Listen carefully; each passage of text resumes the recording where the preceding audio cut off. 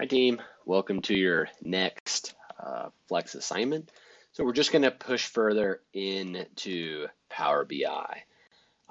Additional things, so you'll just learn more about the visuals. You'll keep going, designing scatter plots, some tornado charts, some gauges, which I think are much easier in Power BI than they are in Tableau. There's a lot of kind of brute force in Tableau. So you get to see that and go through. You'll talk about visual hierarchy, which we'll also talk about in class. I think it's nice to kind of see those pieces over and over and over and just examples of it as we advance. See D2L bright space for the due date. For the overview, again, we're building on that foundational knowledge. Your manager has impressed with the progress and just said, let's keep it going. Ultimately, client feedback has resulted in basically more functionality needs. They lack that kind of visual sophistication and that storytelling component that a lot of our clients want and need. And so to help with that, we're again going to effectively train.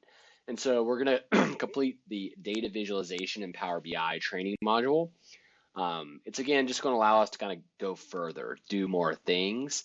And we talk about kind of two big benefits. One, it's going to help our client deliverables. So build out new types of visuals, things like KPIs, things that really our stakeholders want to see. I'm just going to go ahead. It bugs me when things are in multiple lines.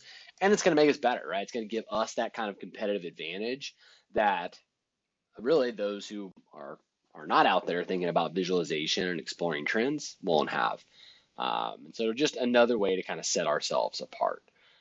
Again, it just adds on. It is going to add on to kind of some more features. There's going to be a little bit of coding in here. I'm going to be cautious of it because while the first part was slow, the coding part, the DAX stuff can be really slow.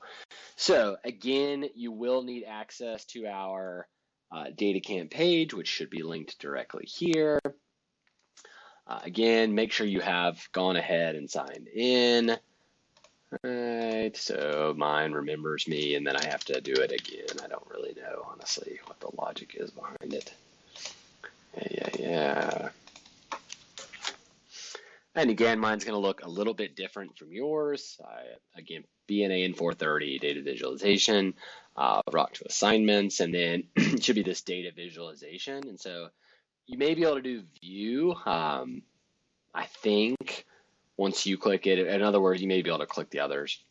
All right, however you get there, it should again get to this piece. This one should be a little bit shorter, but I'm going to ask for your reflection. Again, I have already done it, but you'll go through kind of the same components. So 1, 2, 3, 4.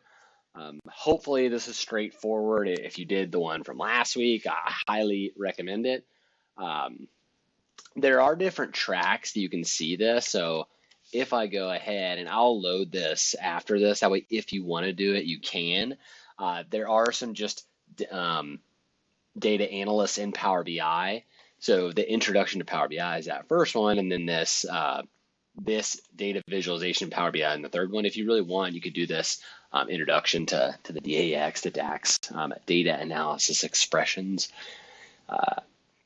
As you go through, and then if you do all of these, right, you will be an expert in it, and you'll get a huge statement of accomplishment outside of the 17 different ones. That may be a summer project of mine that I go through all these, but they have me doing a thousand other things. But you can do that another way to kind of separate yourself. There's actually a smaller one, this one as well. But same kind of thing. You'll jump in, do all of these. Once you're done, again, go ahead and download this certificate. So download the PDF. All right, so again, once you have it as a PDF, you're going to do here, file, save as a PDF. So save as, and we're not going to save it as a PDF, sorry. So I'm going to put it in the downloads folder. It looks like you can go from here. Again, this may be a little bit different on a Mac and PC, but I'll click on the downloads folder. So I don't actually know where this is going to be saved. I'm going to choose a different folder. I'm a little bit of a control freak, but I will do, again, I don't want this in my documents. I will do downloads. It already has, make sure it is set as a PNG, and you will save. Then what you're going to do is, again, open up Tableau. Again, you don't have any data to connect. I would do a dashboard and then bring an image over, insert image file. That's why we saved it as a PDF. We will do choose, and then your downloads.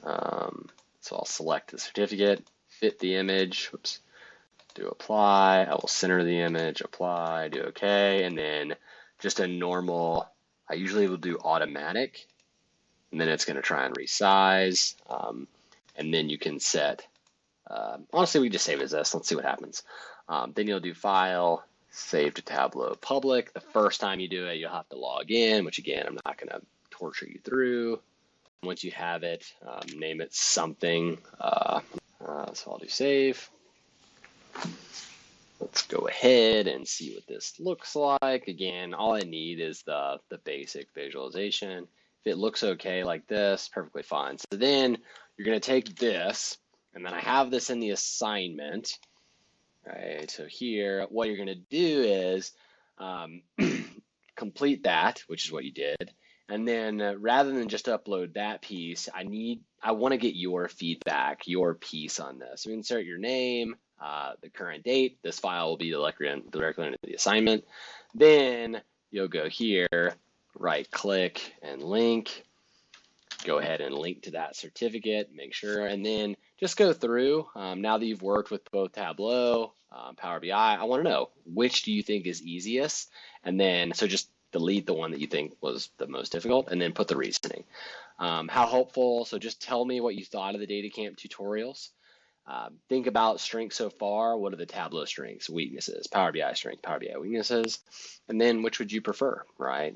As we kind of go through. So that shouldn't take more than, I don't know, 5 to 10 minutes, but go through, get rid of the highlighting, obviously. Then you'll save this file and upload it to the assignment folder in D2L. A couple of the last things that I'll bring over, be very, very careful. Again, it takes a little bit of time early on to kind of load these pieces. So once you go into this kind of chapter, you'll have all these kind of components, got it. You're not supposed to skip it, but you have this. I'll submit the answer, I'm getting crushed with my HP. I want to just go to the next one. No, cool, continue learning. All right, so it walks through. So watch the videos, because if not, you're going to be like, I have no idea what I'm doing. I've already done it, so I don't want to. But remember, there will be a different set of files for this one. So what you would want to do is you would want to close. Here, it's got the context, next, and it starts with the instructions. Prepared for you, it has the materials, blah, blah, blah. What you're going to do is you go to the exercises.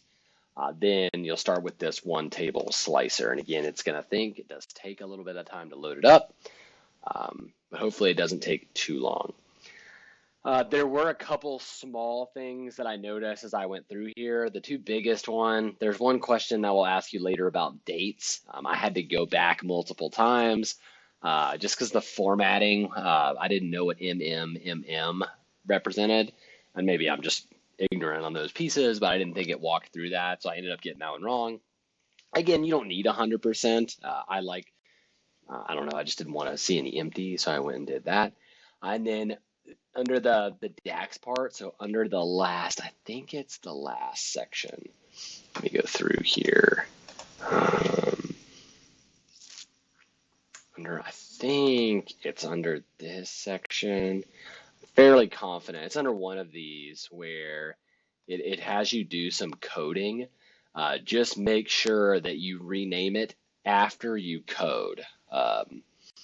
And the reason behind that is just it kept getting really glitchy when we kind of did that piece. And so just be kind of careful as you kind of go through there. Again, you can do these CPEs. I talk a little bit about them early on, but as you go through, there's lots of things that you can do in here. So continuing professional education, you don't have to, but you can take exams just to get more credentialing.